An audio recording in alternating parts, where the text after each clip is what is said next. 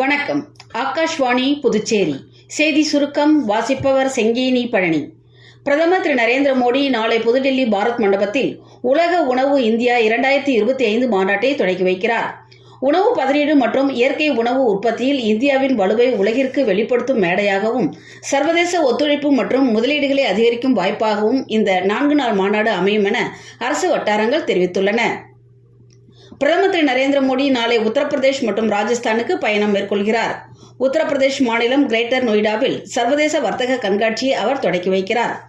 ராஜஸ்தான் மாநிலம் பன்ஸ்வாராவில் மொத்தம் 1,72,000 ரூபாய் மதிப்பில் பல்வேறு திட்டங்களை அவர் தொடக்கி வைத்து வேறு பல திட்டங்களுக்கு அடிக்கல் நாட்டுகிறார். புதுச்சேரி துணைநிலை ஆளுநர் திரு கைலாஷ்நாதன் இன்று புதிய துறைமுகத்தின் முகத்துவார பகுதியில் மீன்வளத்துறை சார்பில் மேற்கொள்ளப்படும் தூர்வாரும் பணிகளை பார்வையிட்டு ஆய்வு செய்தார். புதுச்சேரியில் நாள் ஒன்றுக்கு 50 மெகா லிட்டர் திறன் கொண்ட கடல் நீரை குடிநீராக்கும் திட்டத்தின் அமலாக்கம் குறித்து முதலமைச்சர் திரு ரங்கசாமி இன்று உயர்நிலை ஆலோசனைக் கூட்டம் நடத்தினார்.